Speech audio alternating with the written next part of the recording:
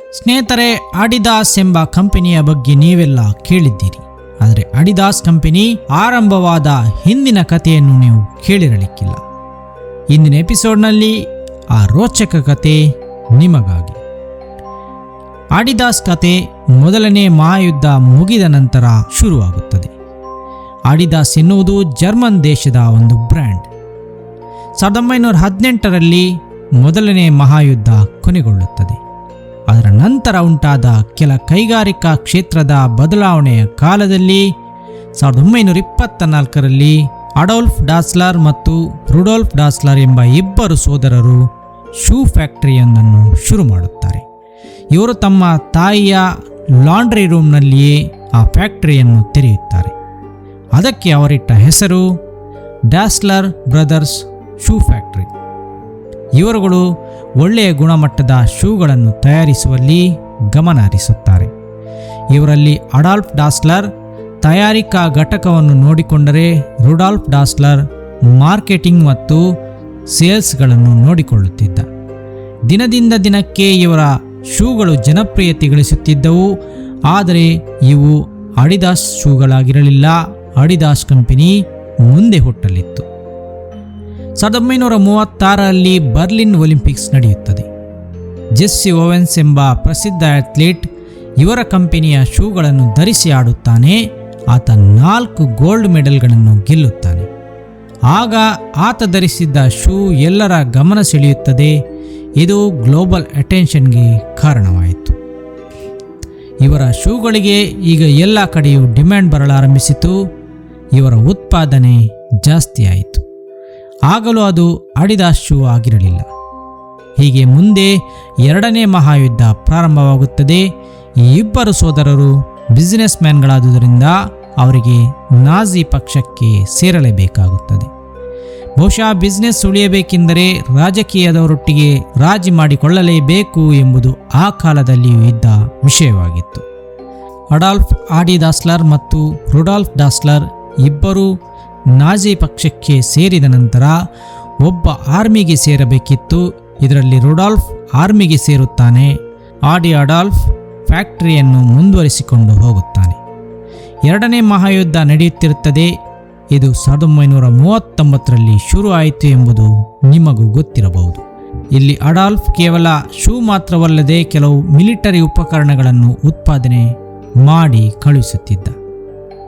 ಹೀಗಿರಬೇಕಾದರೆ ಒಂದು ದಿನ ಪಕ್ಕದ ಪಟ್ಟಣವಾದ ನ್ಯೂರೆಂಬರ್ಗ್ನಲ್ಲಿ ಶತ್ರುಗಳ ಬಾಂಬ್ ದಾಳಿ ನಡೆಯುತ್ತದೆ. ಈ ಬಾಂಬ್ ದಾಳಿಗಳು ನಡೆದಾಗ ಅಡಾಲ್ಫ್ ಬಾಂಬ್ ಶೆಲ್ಟರ್ನತ್ತ ಓಡುತ್ತಾನೆ. ಅಲ್ಲಲ್ಲಿ ಬಾಂಬ್ ನಿರೋಧಕ ಮನೆಗಳನ್ನು ನಿರ್ಮಿಸಲಾಗಿರುತ್ತಿತ್ತು. ಜನರು ದಾಳಿಯ ಸಮಯದಲ್ಲಿ ಅಲ್ಲಿ ಆಶ್ರಯ ಪಡೆಯಬೇಕಾಗಿತ್ತು. ಆ ದಿನ ಅಡಾಲ್ಫ್ ಅಲ್ಲಿಗೆ ಓಡಿ ಹೋಗುವ ಮುಂಚೆಯೇ ಅಲ್ಲಿಗೆ ರುಡಾಲ್ಫ್ನ ಹೆಂಡತಿ ಮಕ್ಕಳು ಬಂದಿದ್ದರು. ಅಡಾಲ್ಫ್ ಒಳಗೆ ಹೋಗುತ್ತಲೇ ಒಂದು ಮಾತನ್ನು ಹೇಳುತ್ತಾನೆ. ಆ ಮಾತೇ ಇಡೀ ಕತೆಗೆ ಟ್ವಿಸ್ಟ್ ಒದಗಿಸುತ್ತದೆ. The dirty bastards are back again. ಈ ಬಾಸ್ಟರ್ಡ್ಗಳು ಮತ್ತೆ ಬಂದಿದ್ದಾರೆ ಎಂದಾತ ಹೇಳಿದ್ದ. ಅಡಾಲ್ಫ್ ಡಾಸ್ಲರ್ ಇದನ್ನು ಶತ್ರುಗಳ ಬಾಂಬ್ ದಾಳಿಗೆ ಹೇಳಿದ್ದ. ಆದರೆ ಅಲ್ಲಿದ್ದ ರುಡಾಲ್ಫ್ನ ಹೆಂಡತಿ ಅದನ್ನು ಬೇರೆ ರೀತಿಯಲ್ಲಿ ಅರ್ಥೈಸಿಕೊಳ್ಳುತ್ತಾಳೆ. ಆಕೆ ಅದು ನಮ್ಮ ಫ್ಯಾಮಿಲಿಯನ್ನು ಟಾರ್ಗೆಟ್ ಮಾಡಿಯೇ ಹೇಳಿದ್ದು ಎಂದುಕೊಳ್ಳುತ್ತಾಳೆ. ಮುಂದೆ ರುಡಾಲ್ಫ್ ಮನೆಗೆ ಬಂದಾಗ ಆತನಿಗೆ ಹೆಂಡತಿ ಅದೇ ಮಾತನ್ನು ಹೇಳುತ್ತಾಳೆ. ಹೆಂಡತಿಯ ಮಾತು ಕೇಳಿದ ರುಡಾಲ್ಫ್ ಬದಲಾಗುತ್ತಾನೆ. ಇಲ್ಲಿಗೆ ಅಣ್ಣ ತಮ್ಮಂದಿರ ಸಂಬಂಧದಲ್ಲಿ ಬಿರುಕು ಮೂಡುತ್ತದೆ. ಯುದ್ಧದಲ್ಲಿ ಮುಂದೊಂದು ದಿನ ಅಮೆರಿಕನ್ ಪಡೆಗಳು ರುಡಾಲ್ಫ್ನನ್ನು ಸೆರೆ ಹಿಡಿಯುತ್ತವೆ. ಆಗ ರುಡಾಲ್ಫ್ ಅಂದುಕೊಳ್ಳುತ್ತಾನೆ, ನನ್ನನ್ನು ಹಿಡಿದುಕೊಟ್ಟಿದ್ದು ನನ್ನ ಅಣ್ಣನೇ ಇರಬೇಕು ಎಂದುಕೊಳ್ಳುತ್ತಾನೆ. ಅಡಾಲ್ಫ್ ಡಾಸ್ಲರ್ನದು ಇದರಲ್ಲಿ ಯಾವುದೇ ಕೈವಾಡವಿರಲಿಲ್ಲ. ಆದರೆ ಅಡಾಲ್ಫೇ ನನ್ನ ಬಗ್ಗೆ ಸುಳಿವು ನೀಡಿದ್ದ ಎಂದುಕೊಳ್ಳುತ್ತಾನೆ. ಇಬ್ಬರ ಹೆಂಡತಿಯರು ಪರಸ್ಪರ ಬದ್ಧವೈರಿಗಳಾಗಿದ್ದರು. ಇವರಿಂದಾಗಿ ಈ ಅಣ್ಣ ತಮ್ಮಂದಿರ ಮಧ್ಯೆ ಮತ್ತೆ ರಾಜಿಯಾಗಲೇ ಇಲ್ಲ. ಒಬ್ಬರಿಗೊಬ್ಬರು ಮತ್ತೆ ಮಾತನಾಡಲೇ ಇಲ್ಲ. ಯುದ್ಧ ಎಲ್ಲ ಮುಗಿದು ಬಿಡುಗಡೆಯಾಗಿ ಬಂದ ನಂತರ ರುಡಾಲ್ಫ್ ಡಾಸ್ಲರ್ ಕಂಪನಿ ಬಿಟ್ಟು ಹೋಗುತ್ತಾನೆ. ಹೀಗೆ ಬಿಟ್ಟು ಹೋದ ನಂತರ ಅವರ ಕಂಪನಿ ಮೊದಲಿಗೆ ಅತಂತ್ರವಾಗುತ್ತದೆ. ಅಡಾಲ್ಫ್ ಡಾಸ್ಲರ್ ತನ್ನ ಕಂಪನಿಯನ್ನು ಮುಂದುವರಿಸುತ್ತಾನೆ. ಈಗ ಅದು ಆತನೊಬ್ಬನದೇ ಕಂಪನಿಯಾಗುತ್ತದೆ. ಅದರ ಹೆಸರನ್ನು ಆತ ಬದಲಿಸುತ್ತಾನೆ. ಅಡಿದಾಸ್ ಎಂಬ ಹೆಸರನ್ನು ಆತ ನೀಡುತ್ತಾನೆ. ಇದು 1948ರಲ್ಲಿ ಆಗಿತ್ತು. ಆತನ ಹೆಸರಿನ ಆಡಿ ಮತ್ತು ದಾಸ್ ಎರಡನ್ನೂ ಸೇರಿಸಿ ಆಡಿದಾಸ್ ಎಂದು ಆತ ಹೆಸರಿಟ್ಟಿದ್ದ. ಆತ ಅಂದೇ 3 ಸ್ಟ್ರೈಪ್ಸ್ನ ಲೋಗೋವನ್ನು ರಿಜಿಸ್ಟರ್ ಮಾಡಿಕೊಳ್ಳುತ್ತಾನೆ. ಇಲ್ಲಿಗೆ ವಿಶ್ವಪ್ರಸಿದ್ಧ ಆಡಿದಾಸ್ ಕಂಪನಿ ಹುಟ್ಟಿಕೊಳ್ಳುತ್ತದೆ. ಒಂದು ಮಿಸ್ಅಂಡರ್ಸ್ಟ್ಯಾಂಡಿಂಗ್ನಲ್ಲಿ ಸೋದರರು ಬೇರಾಗಿ ಆಡಿದಾಸ್ ಎಂಬ ಕಂಪನಿ ಹುಟ್ಟಿಕೊಳ್ಳುತ್ತದೆ. 1954ರಲ್ಲಿ ನಡೆದ ಫಿಫಾ ವರ್ಲ್ಡ್ ಕಪ್ ಅನ್ನು ಜರ್ಮನಿ ಗೆದ್ದುಕೊಳ್ಳುತ್ತದೆ.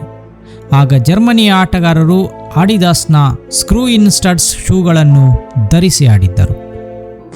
ಆ ನಂತರ ಆಡಿದಾಸ್ ಕಂಪನಿಯು ಹಿಂತಿರುಗಿ ನೋಡಲಿಲ್ಲ.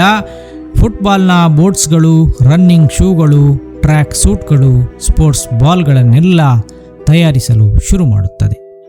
1970ರಷ್ಟು ಹೊತ್ತಿಗೆ ಆಡಿದಾಸ್ ಪ್ರಪಂಚದ ನಂಬರ್ 1 ಸ್ಪೋರ್ಟ್ಸ್ ವೇರ್ ಬ್ರ್ಯಾಂಡ್ ಆಗಿ ಬೆಳೆದಿತ್ತು. ಒಂದು ಮಿಸ್ಅಂಡರ್ಸ್ಟ್ಯಾಂಡಿಂಗ್ನಿಂದ ಇಷ್ಟೆಲ್ಲ ಆಯಿತು ಎಂದು ನೀವು ಅಂದುಕೊಳ್ಳಬಹುದು. ಆದರೆ ಅಣ್ಣನಿಂದ ಬೇರಾಗಿ ಹೋಗಿದ್ದ ರುಡಾಲ್ಫ್ ಕೂಡ ಹಾಳಾಗಿ ಹೋಗಲಿಲ್ಲ. ಆತ ಕೂಡ ತನ್ನದೇ ಬ್ರ್ಯಾಂಡ್ ಒಂದನ್ನು ಶುರು ಮಾಡಿದ್ದ. ಅದುವೇ ಪೂಮಾ. ಹೌದು, ವಿಶ್ವಪ್ರಸಿದ್ಧ ಪೂಮಾ ಬ್ರ್ಯಾಂಡ್ ಸ್ಥಾಪಿಸಿದ್ದು ರುಡಾಲ್ಫ್ ಡಾಸ್ಲರ್. 1978ರ ನಂತರ ಆಡಿದಾಸ್ ಕಂಪನಿ ಮಾರುಕಟ್ಟೆಯಲ್ಲಿ ತನ್ನ ಪ್ರಾಬಲ್ಯ ಕಳೆದುಕೊಳ್ಳುತ್ತಾ ಬರುತ್ತದೆ. 78ರಲ್ಲಿ ಅಡಾಲ್ಫ್ ಡಾಸ್ಲರ್ ತೀರಿ ಹೋಗುತ್ತಾನೆ. ಆತನ ಮರಣಾನಂತರ ಉತ್ತಮ ಲೀಡರ್ಶಿಪ್ಗಳಿಲ್ಲದೆ ಕಂಪನಿ ಸೊರಗುತ್ತದೆ. ಮ್ಯಾನೇಜ್ಮೆಂಟ್ನ ನಿರ್ಧಾರಗಳು ತುಂಬ ಕಳಪೆಯಾಗಿದ್ದವು. ಜೊತೆಗೆ ನೈಕ್ ಮತ್ತು ರೀಬಾಕ್ ಕಂಪನಿಗಳು ಪ್ರವರ್ಧಮಾನಕ್ಕೆ ಬಂದಿದ್ದವು.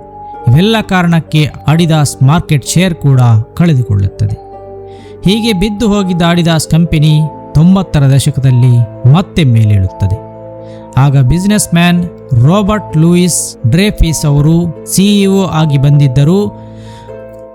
ಅಥ್ಲೀಟ್ಗಳನ್ನು ಜಾಹೀರಾತುಗಳಲ್ಲಿ ಬಳಸಿಕೊಳ್ಳುವುದರ ಮೂಲಕ ಆಡಿದಾಸ್ ಮಾರಾಟ ಮತ್ತೊಮ್ಮೆ ಮೇಲೇಳುತ್ತದೆ.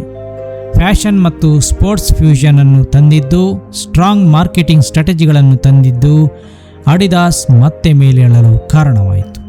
ನಾವು 90s ಕಿಡ್ಸ್ಗಳಿಗೆಲ್ಲ ಆಡಿದಾಸ್ ಬ್ರ್ಯಾಂಡ್ ಪರಿಚಯವಾಗಿದ್ದು ಆಗಲೇ. ಅದು ಆಡಿದಾಸ್ನ ಪ್ರಾರಂಭ ಎಂದು ನಾವು ಅಂದುಕೊಂಡಿದ್ದೆವು. ಆದರೆ ಆಡಿದಾಸ್ ಶುರುವಾಗಿ ಅಂದಿಗೆ 70 ವರ್ಷಗಳೇ ಕಳೆದಿತ್ತು. 90ರ ದಶಕದಲ್ಲಿ ಅದು ಮತ್ತೆ ಮೇಲೆದ್ದಿತ್ತು ಅಷ್ಟೇ. ಅವತ್ತು ನಡೆದ ಒಂದು ಸಣ್ಣ ಮಿಸ್ಅಂಡರ್ಸ್ಟ್ಯಾಂಡಿಂಗ್ನಿಂದಾಗಿ ಆಡಿದಾಸ್ ಕಂಪನಿ ಹುಟ್ಟಿತು ಎಂದು ಹೇಳಲಾಗುತ್ತದೆ. ಆದರೂ ಕೂಡ ಇತಿಹಾಸಕಾರರು ಅಣ್ಣ ತಮ್ಮಂದಿರು ಬೇರೆಯಾಗಲು ಬೇರೆ ಬೇರೆ ಕಾರಣಗಳನ್ನು ಹೇಳುತ್ತಾರೆ. ಯುದ್ಧದ ನಂತರದ ಬಸವಳಿಕೆ, ವ್ಯಾಪಾರದ ಪೈಪೋಟಿ, ಪರಸ್ಪರರ ಬಗ್ಗೆ ಅನುಮಾನಗಳು, ಇವೆಲ್ಲ ಕಾರಣಗಳಲ್ಲದೆ ಇಬ್ಬರ ಹೆಂಡತಿಯರಿಗೂ ಒಬ್ಬರಿಗೊಬ್ಬರು ಆಗದೇ ಇರುತ್ತಿದ್ದುದು ಕಾರಣವಾಗಿತ್ತು ಎಂದು ಹೇಳುತ್ತಾರೆ.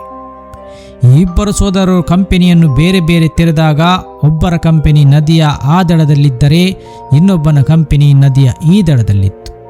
ಇವರಿಬ್ಬರಿಂದಾಗಿ ಅವರಿದ್ದ ನಗರವೇ ಎರಡಾಗಿ ಇಬ್ಬಾಗವಾಗಿತ್ತು. ಅವನ ಶೂಗಳನ್ನು ಹಾಕುತ್ತಿದ್ದವರು ಇವನ ಶೂಗಳನ್ನು ಹಾಕುತ್ತಿರಲಿಲ್ಲ.